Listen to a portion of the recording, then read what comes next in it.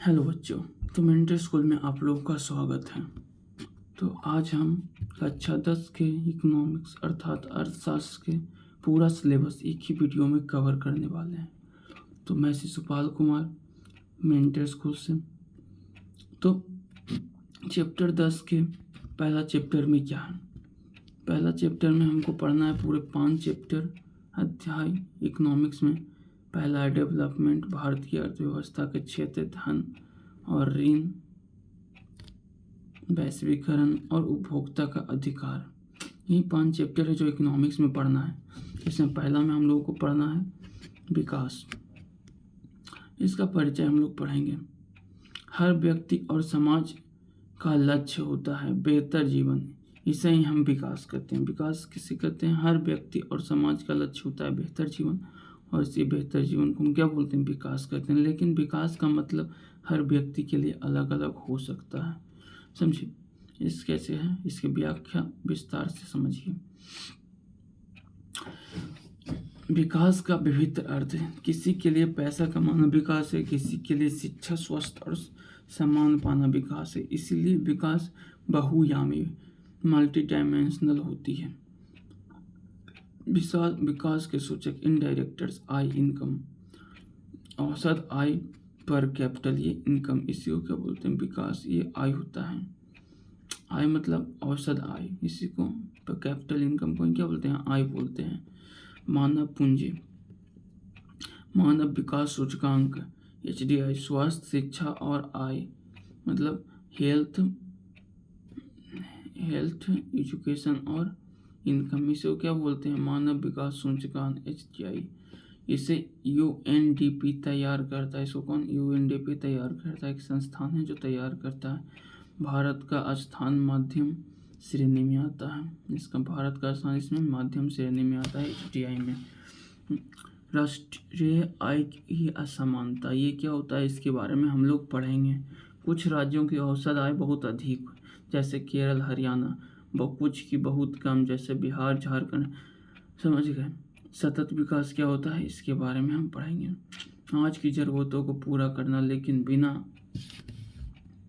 पीढ़ियों की ज़रूरतों को बिगाड़े, समझ रहे हो? जैसे पेड़ काटने के बजाय दोबारा लगाना, ऊर्जा बचाना इत्यादि। तो अभी की ज़रूरत को पूरा करें, लेकिन वैसा ज़रूरत जो कि उससे आगे वाला पीढ़ी की दिक्कत ना हो। समानता और जीवन स्तर, केवल पैसे से सुख नहीं बल्कि शिक्षा, स्वास्थ्य और भी सुरक्षा भी जरूरी है, समझ गए। मतलब पैसा ही सब कुछ नहीं होता। महत्वपूर्ण बिंदु है। विकास का अर्थ हर व्यक्ति के लिए अलग अलग होता है। HDI के 3 घटक बताइए। सतत विकास का महत्व, ये तीनों अभी पीछे पढ़ें। पीछे वाला वीडियो फिर से देखिए और बनाइए तीनों क्वेश्चन। आगे है चैप्टर 2 अर्थव्यवस्था के क्षेत्र, sector of the Indian economy. ये क्या होता है? इसके बारे में हम लोग पढ़ेंगे। सेक्टर ऑफ द इकोनॉमी, देश की अर्थव्यवस्था अलग अलग क्षेत्रों में बांटी जाती है। हर क्षेत्र की आय और रोजगार में योगदान देता है। विस्तार से व्याख्या। आर्थिक गतिविधियाँ, इकोनॉमिक्स एक्टिविटीज।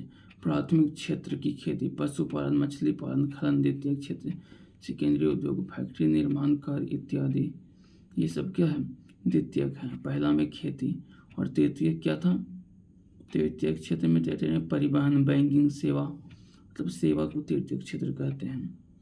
संगठित और असंगठित क्षेत्र, संगठित से नियमित वेतन, नियमित छुट्टी, जैसे सरकारी नौकरी से संगठित क्षेत्र कहते हैं।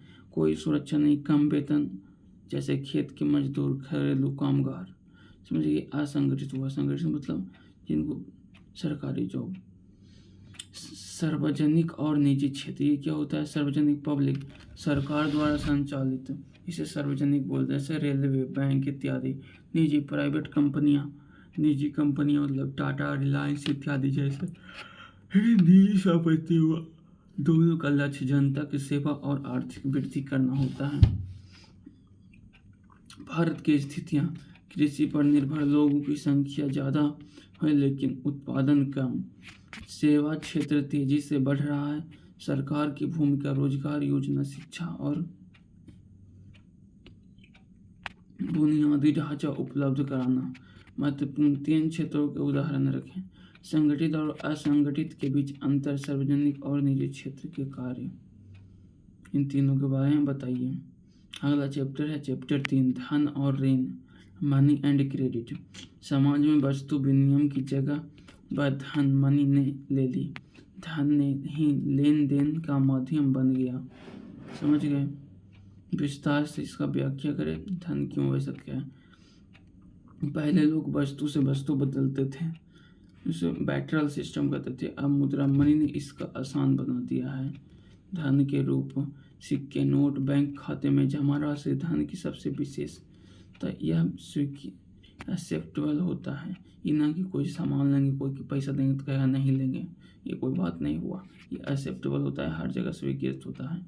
ऋण क्रेडिट, जब कोई व्यक्ति किसी से पैसा उधार लेता है तो ऋण कहलाता है। ऋण सही समय पर और शर्तें पर लिया जाए तो उपयोगी है।